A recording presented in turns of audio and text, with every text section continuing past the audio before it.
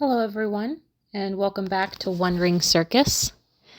Just wanted to make a long hair video pro tips on how I grew my hair down to my knees.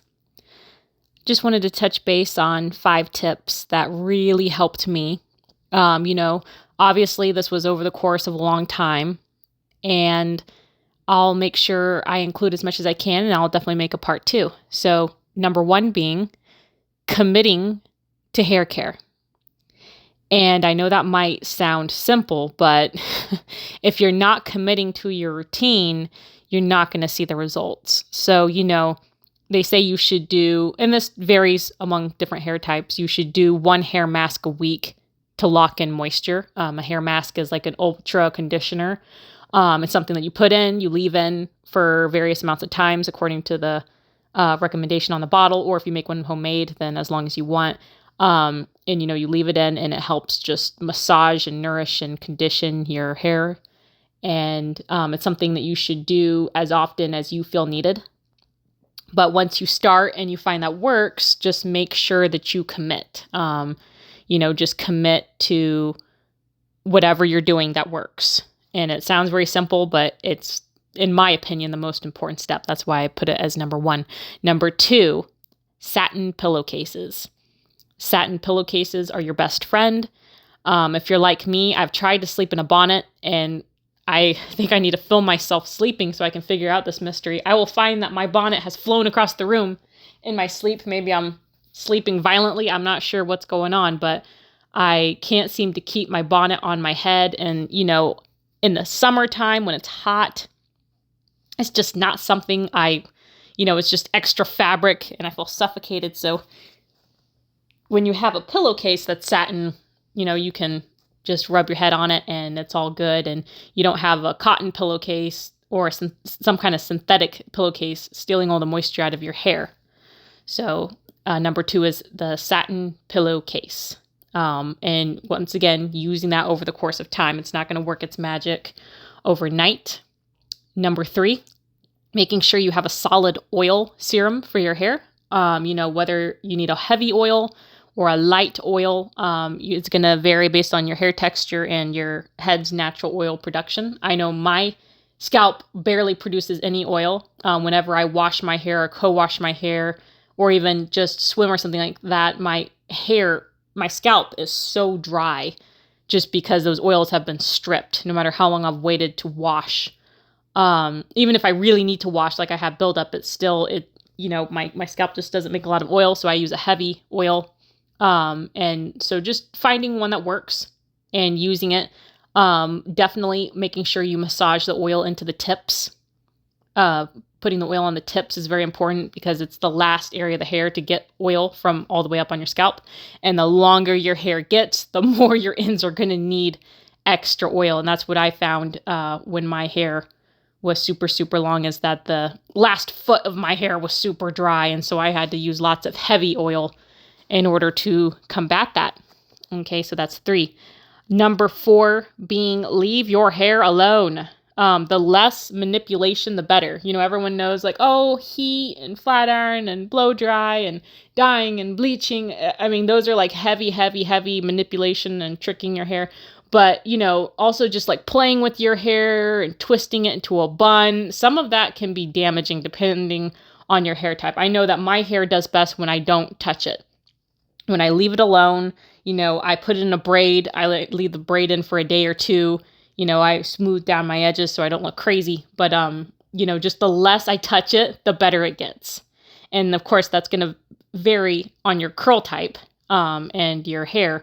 So, use your discretion. But if you find that hey, my hair does better when I don't do these certain things and I leave it alone this specific amount of time, then, going back to number 1, just committing to whatever you're not doing or you're doing is good.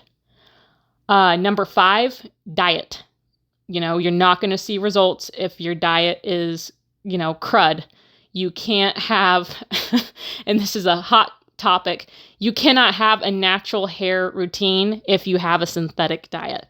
It just doesn't work. You can't eat junk and expect, natural homemade hair care to fully work to its full potential. It will work, but it just won't be able to get to its full potential. And when you take supplements, hair supplements for your hair, if your body is lacking in nutrients, then those supplements are going to go towards your overall body health rather than just your hair. Your hair is an afterthought when it comes to your general health. That's why, some of the first signs of, something being wrong is like, oh, your skin doesn't look that great. Your hair is starting to, have problems, is because the body has to refocus on, hey, we got to send nutrients to the lungs, the brain, the kidneys.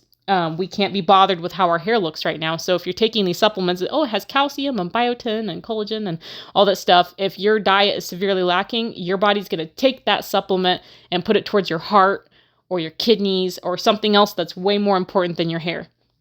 So when you eat lots of nourishing foods and smoothies and juices and, seeds and nuts and, if you do eat meat, salmon, stuff like that. Because, even though I'm vegan, I still, I encourage people to eat whatever is right for them. I don't go around like, oh, you don't shouldn't eat meat. Like, why are you, no fish, no eggs?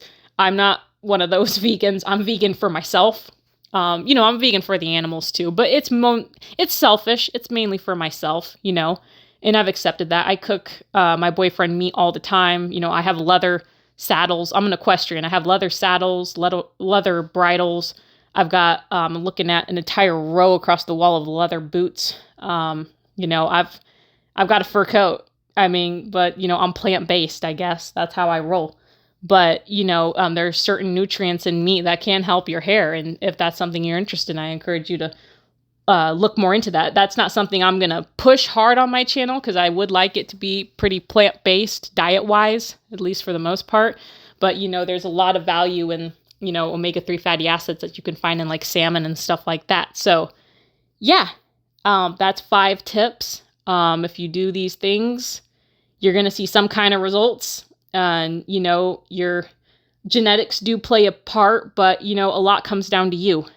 You can't really trust, how everyone in your hair, goodness gracious, how everyone in your family's hair grows if they're, eating bad diets and, they're over manipulating their hair, they're getting relaxers. Nothing wrong with relaxers, but they do cause some form of damage if they're, your cousin is always flat ironing and, your aunt is eating all this bad food. It's like, and then, all of our family members don't have very good hair. No, it's lifestyle. A large, huge part of it is lifestyle. And, I hope everyone has a safe and healthy and flourished hair journey. Make it fun. Don't stress out every day. Oh, my hair, I wish it was long and beautiful. It will be, eventually. You just got to make positive choices in your life and, your lifestyle and just commit. Step 1, commit. Find something that works, even if it only works for you, even if other people say, I don't do that to my hair. I do this and it works better for me. Great. That works for you. This works for me. Find what you want, find what you think that your hair needs, and then just commit. Commit to something. That's the point of this video, is commit to whatever you feel is working and go from there. All right. Have a great day.